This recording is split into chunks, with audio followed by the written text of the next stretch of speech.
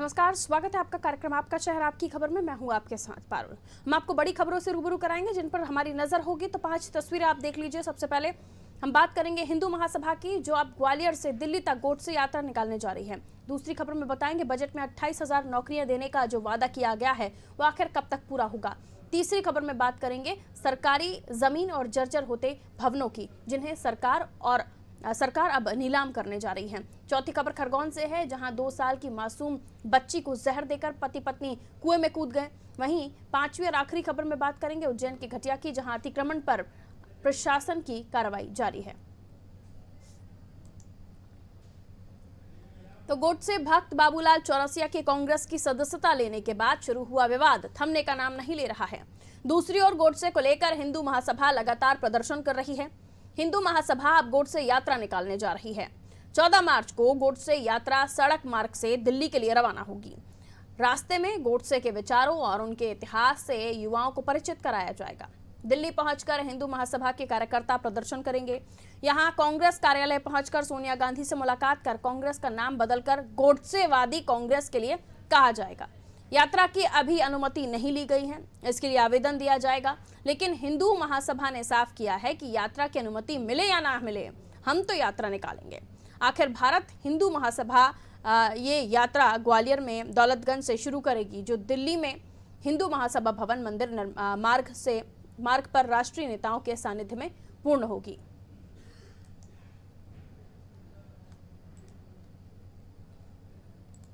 तो हिंदू महासभा हर बार जब भी चर्चाओं में आई, तभी गोडसे की विचारधारा को आगे बढ़ाने के लिए हिंदू महासभा चर्चा में आई। अब ये चाहते हैं कि दिल्ली तक ग्वालियर से रैली निकाली जाए। बाबूलाल चौरसिया नाम तो याद ही होगा आपको, जो हाल ही में शामिल हुए हैं कांग्रेस में, जिनको लेकर खूब टीका टिप्पणियां हुई, क्योंकि वो पहले हिंदू महासभा में रहे और वहां उन्होंने गोडसे की पूजा भी की और उसे कांग्रेस ने अपनी पार्टी में शामिल करा दिया। अब ये बाबूलाल चौरसिया वाली महासभा है जो गोडसे को मानती है और अब इनके विचारों को दिल्ली तक पहुंचाएंगे और रास्ते में जो भी मिलेगा उसे पूरा इतिहास बताएंगे। कुछ यही सोचा है, लेकिन फिलहाल प्रशासन से अनुमति नहीं है, लेकिन इन्होंने ठान लिया है कि इस यात्रा को निकालेंगे। आज के समाज में जहां हम देख रहे हैं कि हम और आप सभी गांधी की विचारधाराओं से प्रेरित हैं। हम हिंसा की बात नहीं करते, हम झगड़े की बात नहीं करते, हम शांति प्रिय देश की बात करते हैं। हम अशांति नहीं चाहते, लेकिन उसी देश में और खास तौर पर उस मध्य प्रदेश में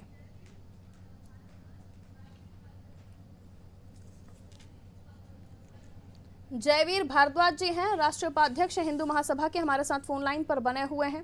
जयवीर जी, स्वागत आपका नादी टीवी में। नमस्कार। नमस्कार जयवीर जी, आप लोगों ने यात्रा निकालने का सोचा है, ग्वालियर से दिल्ली तक जाएंगे? देखिए, अखिल भारत हिंदू महासभा राष्ट्रभक्तों को, क्रांतिकारियों को नमन करने वाली पार्टी है।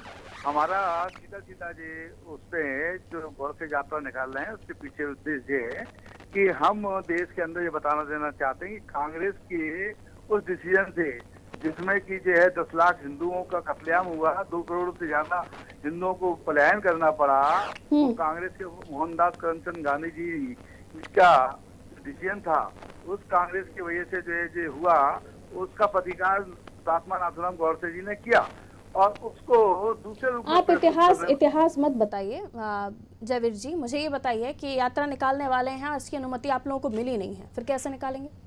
देखिए, हिंदू महासभा कानून के खिलाफ जाएंगे, लॉ के खिलाफ जाएंगे?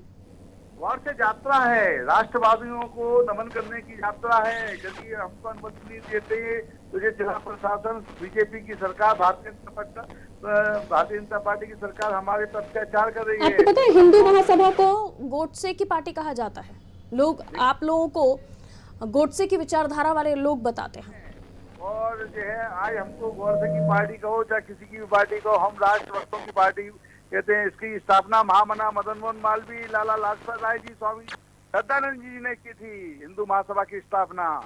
जिस गोडसे पर आरोप हो कि उसने महात्मा गांधी की हत्या की है, उनकी आप लोग पूजा करते हैं? हत्या क्यों की थी गोडसे ने, जिस बताने की जरूरत है आज देश के अंदर। देश के अंदर आप इस देश को महात्मा गांधी का देश मानते हैं, गोडसे का देश मानते हैं? देखिए, हमारा स्पष्ट कहना है कि नाथूराम गोडसे जी ने गांधी जी के उस निर्णय का प्रतिकार किया जिसमें 10 लाख हिंदुओं का कत्लेआम हुआ, 2 करोड़ हिंदुओं की जानें पलायन करना पड़ा उनको। उसका प्रतिकार करने के लिए जो है नाथूराम गोडसे ने जो है देश के अंदर ये भी कहा जा सकता है कि आपकी बनाई हुई बातें। कौन सी बात हमारी बनाई हुई? बीजेपी का ये कहना है, आप हिंदू महासभा की बात करते हैं, देश के हिंदू नहीं जितनी भी जाति के लोग हैं वो सब राष्ट्रपिता को मानते हैं। आप राष्ट्रपिता की हत्या करने वाले को मानते हैं? मेरा कहना है कि उस हत्यारे पे आपने पहले भी आपकी ये हिंदू महासभा ने पहले भी मंदिर निर्माण की कोशिश की थी, ग्वालियर में मुक्की खानी पड़ी थी आपको। देखिए, आप फिर मुक्की खाएंगे। देखिए, हमें अपनी विचारधारा, अपने क्रांतिकारियों को नमन करने का अधिकार संविधान में दिया हुआ है। चंद मुट्ठी भर लोग अगर पब्लिसिटी के लिए सब कर रहे हैं तो बहुत गलत है। देखिए, आपका अपना सोच होगा, हम नहीं, मेरा सोच नहीं है ये। हर राष्ट्रभक्त जो राष्ट्र हित के लिए बात करता है ना, उसका सबका सोच है। हमारा युवा जो जाने कि देश का विभाजन तो कांग्रेस की वजह से भारत और पाकिस्तान। कौन विश्वास कर रहा है आप लोगों पर? मंदिर बनाने चले थे ना आप लोग, क्या हुआ उसका? देखिए, हमने मंदिर की स्थापना, आप लोगों पर कार्रवाई हुई, मुक्की खानी पड़ी आपको आप ही के लोग छोड़कर चले गए। वो आप कह रहे हैं मुझसे तो गलती से पूजा करवा ली थी गोडसे की। वो कांग्रेस से निकला हुआ व्यक्ति तो आप लोगों ने थालियां लेकर आरती से स्वागत तो किया था, अब आपका नहीं है तो कांग्रेस का हो चला। 6 साल तक हिंदू महासभा में रहकर 6 साल तक गोडसे जी की पूजा की। अब वो आदमी बाबूलाल चौरसिया छोड़कर तो चले गए आपको। फर्क पड़ने वाला नहीं है। मुट्ठी भर लोग हैं, चुनाव भी लड़ते हैं, चुनाव भी लड़ेंगे तो जीत थोड़ी ना पाएंगे। कौन आप लोग और कौन कहता चुनाव नहीं जीतेंगे? आप लोग और कौन? फिर चुनाव जीतेगी। गोडसेवादी सोच रखने वाले आप लोग, आपको लगता है कि जनता जिस देश में महात्मा गांधी को पूजती है, राष्ट्रपिता की बातों पर चलती है, वो आप लोगों के साथ जुड़ेगी? अभी लिस्ट बनाइए तो 100 भी नहीं निकलोगे आप लोग। चलिए, समय मेरे पास नहीं है, लेकिन अब आगे क्या? परमिशन तो आप लोगों को मिलने से रही। देखिए, हम यात्रा निकालेंगे, राष्ट्रभक्तों को नमन करेंगे। यदि हमारे को कोई रोकने का आपकी नजर में राष्ट्रभक्त किन किन को मान रहे हैं आप? राष्ट्रभक्त किन किन को मानते हैं आप आपकी नजर में? हमारे राष्ट्रभक्तों में महामना मदन मोहन मालवीय जी, स्वामी सत्यानंद जी, वीर सावरकर जी, हेडगेवार जी, श्यामा प्रसाद मुखर्जी जी हिंदू महासभा के राष्ट्रीय अध्यक्ष रहे। और उनके महान क्रांतिकारी और सबसे ऊपर गोडसे को रखेंगे। आजादी मिली है। इन सबका नाम लेंगे और सबसे ऊपर गोडसे को रखेंगे। और भगत सिंह, शहीद चंद्रशेखर आजाद, ऐसे महान क्रांतिकारियों को आज तक कांग्रेस जो है शहीद भगत सिंह को जो है दर्जा नहीं मानती। और जब महात्मा गांधी जी ने, अरे कितना भी चिल्ला लीजिए, कितना भी एनर्जी फूक लीजिए, ये देश गांधी की विचारधाराओं पे चलता है और आगे भी चलेगा। आप मुट्ठी भर लोग अगर कितना भी गोडसे कर लेंगे ना, होने जाने वाला कुछ नहीं है। बहरहाल निकालिए रैली, देखते हैं प्रशासन परमिशन देता है भी नहीं, क्योंकि इसी प्रशासन ने, इसी सिस्टम ने आपके मंदिर बनाने के सपने को तो ध्वस्त कर दिया था। फिलहाल शुक्रिया हमारे साथ जुड़ने के लिए। तो ये वो सोच है जो देश में एक कोने में कहीं दिखाई देती है, लेकिन लोकतांत्रिक देश है ना हमारा, हर सोच के लोग आप यहाँ पर देखेंगे। चलिए आगे बढ़ते हैं, अगली खबर की ओर रुख करेंगे। वित्तीय वर्ष 2021-22 की शुरुआत में ही निकाय और पंचायती चुनाव में जा रही मध्य प्रदेश सरकार युवाओं के लिए बजट में सबसे बड़ा वादा लेकर आई है। इस साल शिक्षा के क्षेत्र में 24,200 और पुलिस में 4,000 नौकरियां दी जाएंगी।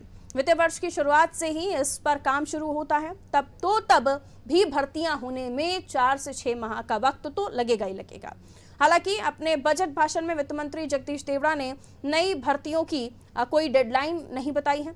44 पेज के उनके बजट भाषण में इसका जिक्र नहीं था।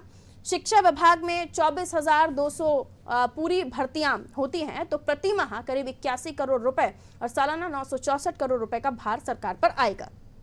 अब देखना यह होगा कि वित्त मंत्री देवड़ा की इस घोषणा से बेरोजगारी में कोई नई उम्मीद बढ़ती है या नहीं, क्योंकि करीब 3 साल से 7,000 वो अभ्यर्थी शिक्षा विभाग में नौकरियों का इंतजार कर रहे हैं जिन्हें संविदा पद 1 और 2 में चयनित किया गया था। नौकरी के साथ साथ राज्य सरकार के आत्मनिर्भर मध्य प्रदेश के 4 सेक्टर से जुड़े 9 विभागों को भी मिशन मोड पर रखने का जिक्र बजट में किया गया है।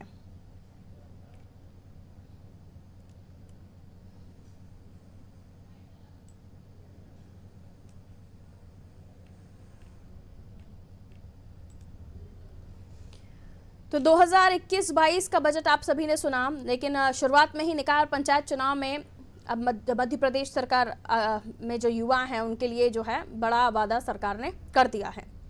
इस साल शिक्षा के क्षेत्र में 24,200 और पुलिस में 4,000 नौकरियां दी जाएंगी और शुरुआत से ही इस पर अगर काम शुरू होता है तब भी 6 माह कम से कम वक्त लगेगा।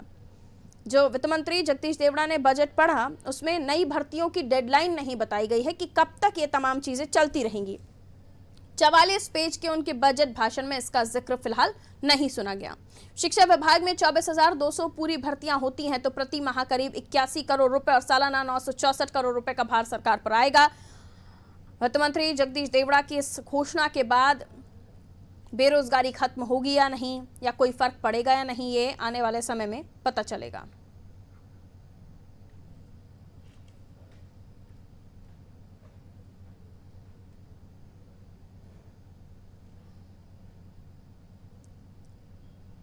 तो ऐसे कई डिपार्टमेंट हैं। हमने कुछ खास पेशकश जब बना दी टीवी पर आपने देखी होंगी तो उसमें भी आपने ये समझा होगा कि कई ऐसे डिपार्टमेंट्स हैं जहां पर या तो खाली पड़ी हुई हैं सीटें या उन्हें अपॉइंटमेंट लेटर्स नहीं मिले हैं, उनकी ज्वाइनिंग नहीं हुई है। ऐसे कई डिपार्टमेंट्स हैं। लेकिन अब जब शिक्षा विभाग की बात हो रही है तो यहाँ 24,200 और पुलिस में 4,000 नौकरियों की बात बजट में कही गई, वित्त मंत्री जगदीश देवड़ा ने कही। लेकिन इसमें क्या डेडलाइन है, कब तक ये पूरा प्रोसेस कंप्लीट कर लिया जाएगा? अभी से शुरू होता है तो भी 6 महीने लगेंगे और अगर सरकार ने मूड बना लिया कि इसे लंबा खींचना है तो लंबा भी खींच जाएगा। रत्नाकर त्रिपाठी सर हमारे न्यूज हेड हमारे साथ इस वक्त फोन लाइन पर मौजूद हैं। 81 करोड़ रुपए का करीबन प्रति माह का खर्च और 964 करोड़ रुपए का भार हर साल का हो जाएगा अगर 24,200 और पुलिस में 4,000 नौकरियों की जो बात सरकार ने की है ना वो कंप्लीट होती है सर। तो शिक्षा विभाग में अगर हम देखें तो 24,200 लोगों को नौकरी देने की बात कही थी। तो ये जिक्र और उसके बाद हम देखें कि सरकार की आर्थिक स्थिति, भार भी हमने कैलकुलेट कर लिया कि 964 करोड़ रुपए का सालाना आएगा। और सबसे बड़ी बात कि जब ये बजट में बात रखी गई तो उसमें कोई डेडलाइन नहीं दी गई कि कितने समय तक इन तमाम चीज़ों को किया जाएगा। आपको क्या लगता है, क्या इस घोषणा के बाद जिसकी डेडलाइन नहीं है इससे बेरोजगारी के आंकड़े कम होंगे?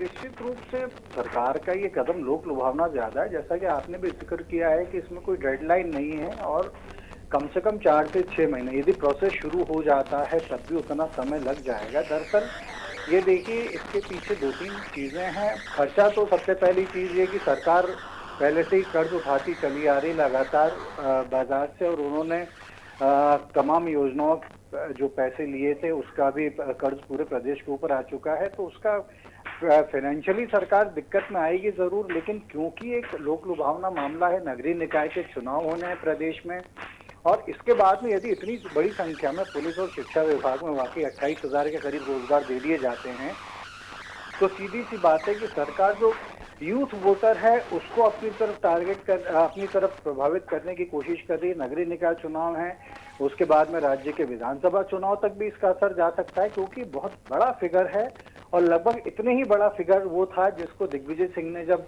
अस्थायी नौकरियों से हटाया था डेली वेजेस से, तो उनकी नाराजगी और सरकार के पतन की बहुत बड़ी वजह बन गई थी।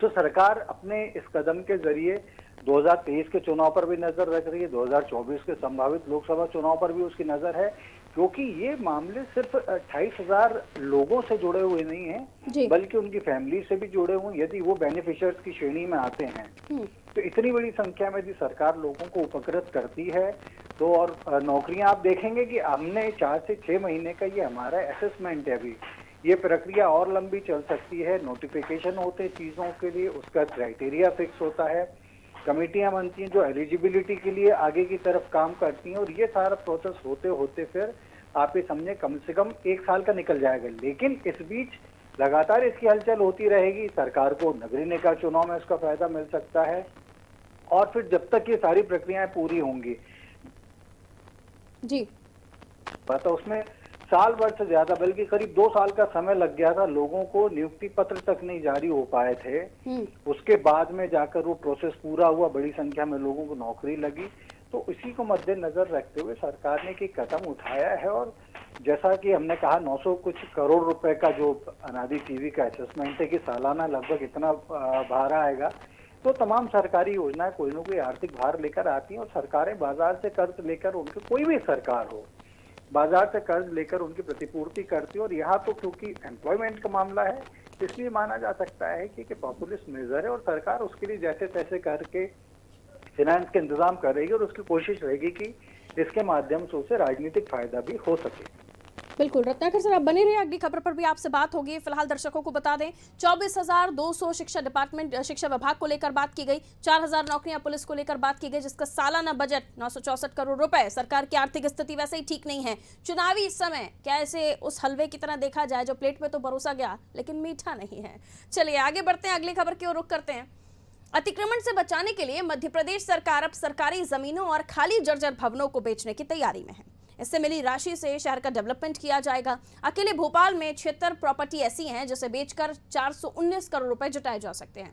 पहले चरण में इसमें 85 करोड़ की 9 प्रॉपर्टी बेचने के साथ ऑफर बुलाए गए हैं। मुख्यमंत्री शिवराज सिंह चौहान के सामने भोपाल के डेवलपमेंट प्लान को लेकर प्रेजेंटेशन में यह बात सामने आई थी कि अगले 5 साल के डेवलपमेंट के लिए 1600 करोड़ रुपए चाहिए। सड़कों के रिनोवेशन, मेंटेनेंस के लिए 88 करोड़ रुपए की जरूरत बताई गई। इसी प्रेजेंटेशन में बताया गया कि प्रॉपर्टी बेचकर डेवलपमेंट के लिए राशि जुटाई जा सकती है। जिला प्रशासन का तर्क है कि नजूल की कई प्रॉपर्टी ऐसी हैं जिन पर लोग कब्जा कर झुग्गी बनाने लगते हैं। इन प्रॉपर्टीज का साइज भी ऐसा नहीं है जिसे किसी दूसरे डिपार्टमेंट को दफ्तर खोलने के लिए आवंटित किया जाए। इन प्रॉपर्टीज को बेचने से जो रेवेन्यू आएगा उससे पब्लिक यूटिलिटी के काम कराए जाएंगे। जिला प्रशासन ने जिन प्रॉपर्टी को बेचने के लिए पोर्टल पर अपलोड किया गया है, इनमें वार्ड 85 की प्राइड सिटी कॉलोनी के सामने खाली पड़ी जमीन पर 12 लोगों ने अवैध तरीके से दुकानें डाल रखी हैं। इसी तरह कटारा हिल्स की बात कीजिए तो इसी एरिया में नजूल की खाली पड़ी जमीन में 15 दुकानें बना ली गई हैं। अफसरों का कहना है प्रॉपर्टी खरीदने वाले व्यक्ति के लिए ये प्रॉपर्टी खाली कर दी जाएगी। वहीं नीलाम होने वाली कई प्रॉपर्टी में कोई ना कोई विवाद भी है। विवाद सुलझने के बाद इनको नीलाम करने की कार्रवाई भी की जाएगी। तो अब ये एक प्रोसेस कहिए आप, इसे एक सोच कहिए कि अब कोशिश की जो सरकार ने ज़मीनें हैं, सरकारी ज़मीनें हैं, उन्हें बेचकर मध्य प्रदेश का विकास होगा। ये यूँ कहिए कि मजबूरी है, क्योंकि और कोई साधन तो है नहीं, लेकिन जो पब्लिक यूटिलिटीज़ हैं उन्हें भी पूरा करना है। रत्नाकर सर हमारे साथ लगातार बने हुए हैं। रत्नाकर सर, आपने सुना इस पूरे रिपोर्ट को, हमने जो अपने दर्शकों को बताया, इसमें साफ है कि अब कुछ तो करना है। अब चाहे प्रॉपर्टी को बेचिए, सरकारी ज़मीनों को बेचिए या फिर कुछ भी करिए, लेकिन अब जब पब्लिक यूटिलिटीज़ की बात आएगी तो जाहिर है सरकार को कोई ना कोई कदम उठाना पड़ेगा। लेकिन इससे क्या नुकसान होगा और क्या फ़ायदा होगा, ये आप दर्शकों को समझाइए। देखिए, सबसे पहला तो इसके पीछे का जो बड़ा रिस्क फैक्टर है वो ये है कि जो ये जमीन है इसकी कीमत निर्धारण की जो प्रक्रिया रहेगी वो किस तरीके से तय की जाएगी। क्या जमीन बाजार मूल्य पर दी जाएगी लोगों को? अगर बाजार मूल्य पर दी जाएगी तो सरकारी जो भी जमीन है वो अधिकतर ऐसी प्राइम लोकेशन पर है या इतनी इंपॉर्टेंट जगह पर है कि उसके आसपास की जमीन की कीमत ऑलरेडी आसमान छू रही है। ऐसी स्थिति में यदि इसका बाजार मूल्य के हिसाब से निर्धारण किया जाता है तो हो सकता है कि उतनी बड़ी संख्या में विक्रेता, जिसको कि एक बिड हो सके, एक ओपन निविदा हो सके, हो सकता है कि उतनी बड़ी संख्या में लोग सामने आने से हिचकिचाएं। दूसरी चीज ये कि यदि उसकी कीमत से कॉम्प्रोमाइज किया जाता है तो इसे लेके एक नया डिस्प्यूट ये हो सकता है कि सरकार पर यह आरोप लग सकता है कि उसने अपने खास लोगों को उपकृत करने के लिए जमीन औने पौने दाम में तय करके उन लोगों को दे दी। तो सबसे पहले तो ये देखना पड़ेगा कि what will be the criteria to assess the rate of that particular land, या जो भी प्रॉपर्टी है उसका असेसमेंट करने के लिए, उसके रेट का, उसके वैल्यूएशन करने के लिए किस तरीके की प्रक्रिया अपनाई जाएगी। क्या उस वैल्यूएशन से, मान लीजिए किसी इंडस्ट्रियल सेक्टर की जमीन है, तो क्या वहां के वैल्यूएशन करने से पहले जो इंडस्ट्रीज हैं राज्य की या जो प्रदेश के बाहर की जो इंटरेस्टेड इंडस्ट्रीज हैं राज्य में निवेश कराने के लिए, क्या उनसे किसी तरीके का कंसल्टेशन किया जाएगा या उनको किसी तरीके से इस रायशुमारी में भागीदार किया जाएगा? देखने वाली बात पहली होगी। दूसरी ये है कि ये बहुत जरूरी हो गया है कि अब जो सरकारी जमीन है जो खाली पड़ी है, जिन पर लोग कब्जा करते चले जा रहे हैं, उनसे कब्जादारियों को हटाया जाए। आप ये देखिए, इतना बड़ा प्रॉब्लम हो चुका है कि मध्य प्रदेश में दिग्विजय सिंह के टाइम से, बल्कि और पहले से अवैध कॉलोनियां तान ली जाती हैं, बाद में उनको वैध कर दिया जाता है। हालांकि इसमें नुकसान सामने वाली पार्टी का ही होता है।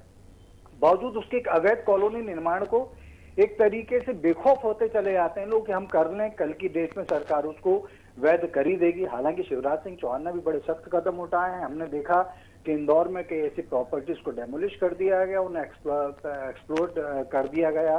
भोपाल में भी एक बड़े समूह के खिलाफ कुछ साल पहले ऐसी कार्रवाई हुई थी, अभी एक मकान उड़ा दिया गया। तो सरकार की इसमें एक इच्छा शक्ति तो नजर आती है कि इन प्रॉपर्टीज को सेल करके और ऐसी जगहों को सेल करके पैसा कमाएगी और उसे पब्लिक यूटिलिटी के लिए यूज करेगी। लेकिन इसमें चैलेंजेस बहुत बड़े ये हैं कि जो इफ एंड बट्स आएंगे, जो डाउट्स आएंगे, सरकार कैसे क्लियर करती है, कैसे एक पूरी तरीके से ट्रांसपेरेंट पॉलिसी के तहत ये सारा ट्रांजैक्शन होगा जिससे ये माना जा सके कि सरकार ने सही कीमत पर जमीन सही लोगों को बेची है, सही इस्तेमाल के लिए बेची है। जी, बहुत शुक्रिया रत्नाकर सर जानकारी देने के लिए। तो सरकार का अपना कदम, लेकिन जो एफ एन बट्स हैं उनको भी हमें रत्नाकर जी ने बखूबी समझाने की कोशिश की। चलिए आगे बढ़ते हैं। खरगोन में युवा दंपति ने 2 साल की बच्ची सहित जहर खा लिया और फिर बच्ची को कुएं की मुंडेर पर छोड़कर कुएं में छलांग लगा दी। घटना जिला मुख्यालय से 16 किलोमीटर दूर गोगुआ थाना क्षेत्र के बिलखेड़ बुजुर्ग की है, जहां महिला के मायके जाने के बाद दोनों के बीच विवाद हो गया और जब दोनों घर से अपने घर के लिए निकले तो रास्ते में जहर खाकर कुएं में कूद गए। हालांकि ग्रामीणों ने दोनों को कुएं से बाहर निकाला, लेकिन पति पत्नी की मौत हो चुकी थी और बच्ची की हालत नाजुक बनी हुई है, जिसे जिला अस्पताल में भर्ती किया गया है। फिलहाल पुलिस ने मौके पर पहुंचकर मामला दर्ज कर लिया है और जांच की जा रही है। थाना गोगावा क्षेत्र में बिलखेड़ ग्राम पड़ता है, वहाँ से 1-1.5 किलोमीटर दूर एक किसान है, उसके खेत के कुएं में जो है एक स्त्री पुरुष के जो है कूदने की जानकारी प्राप्त हुई थी, जिस पर से कल हमारी 100 डायल मोबाइल 5 बजे करीब रवाना होकर के मौके पे पहुंची तो देखा महिला जो है वो कुएं में थी और पकड़े हुए थी, एक झाड़वाड़ की जड़ थी और उसका पति तो दिख नहीं रहा था। तत्काल गांव वालों की मदद लेकर उसको बाहर निकाला गया और उसको 100 डायल से हमने रवाना किया। बाद में उसको प्राथमिक उपचार के बाद रेफर किया गया और DH भर्ती किया गया। तो महिला से बातचीत के दौरान ये पता चला कि उसका पति भी कुएं में कूदा है और बाद में उसके पति की तलाश की जाती रही, लेकिन कुएं की गहराई और ज़्यादा होने से वो बॉडी मिल नहीं पाई। वो बॉडी आज मिल गई है, आज थाना प्रभारी से मेरी बात हुई है, वो मिल गई है और उसका भी विधिवत जो है PM कराया जा रहा है। संवाददाता दिनेश फोन लाइन पर इस वक्त मौजूद है। दिनेश, आखिर ऐसा क्या बड़ा विवाद हुआ जो दोनों ने जहर खाया, बच्ची को भी जहर दे दिया और कुएं में छलांग लगा दी? इस तरह की मानसिकता क्यों लोगों के जहन में आ रही है? जी पारुल, बताया जा रहा है कि ये महिला अपने मायके चली गई थी और वहाँ पर दोनों का विवाद हुआ था। उसके बाद वे दोनों घर के लिए निकले और रास्ते में 2 साल की मासूम को भी जहर दिया और दोनों ने जहर खा करके कुएं में छलांग लगा दी, जिससे पति की मृत्यु हो गई और महिला को लोगों ने, आसपास के लोगों ने बचाया था और जिला अस्पताल रेफर किया था, तो वहाँ उस महिला की मौत हो गई। 2 साल की बच्ची अभी जीवन और मौत के बीच में संघर्ष कर रही है। शुक्रिया दिनेश। तो छोटी सी बात और उस इतनी छोटी बात की वजह से इतना बड़ा कदम अगर उठा लिया जाए तो आप देखिए आप पूरी अपने जीवन का किस तरह से खात्मा कर रहे हैं। बहुत गंभीर ये विषय है। आगे बढ़ते हैं। मुख्यमंत्री शिवराज सिंह चौहान के निर्देश पर प्रदेश भर में भूमाफिया, रेत माफिया, शराब माफिया, अवैध अतिक्रमण के खिलाफ कार्रवाई की जा रही है। उज्जैन की घटिया तहसील में भी प्रशासन ने अवैध अतिक्रमण के खिलाफ कार्रवाई की। उज्जैन आगर रोड पर घटिया चौपाटी पर मांगलिक भवन के पास से अवैध अतिक्रमण पर लगाई गई गुमटियों को राजस्व विभाग ने हटाया। JCB की मदद से अतिक्रमण हटाया। इस दौरान तहसीलदार शिवराम कनासे और थाना प्रभारी विपिन बाथम भारी पुलिस बल के साथ मौजूद रहे। जी, यहाँ की शिकायत हो रही थी, बार-बार शिकायत हो रही थी, अतिक्रमण करके वो बढ़ते जा रहे थे। इस कारण से चौपाटी में भीड़ भाड़ भी रहती है और उसमें यातायात में भी दिक्कत आती है। इस कारण आज पुलिस बल के साथ पंचायत से मिलकर मौके से जो अतिक्रमण गुमटियाँ वगैरह थी उनको हटवाया। कितने गुमटियाँ थी अंदर? 3 गुमटियाँ थी। बताया जा रहा है और भी अतिक्रमण है क्या, उस पर भी कार्रवाई? हाँ, ये तो सतत जारी रहेगी।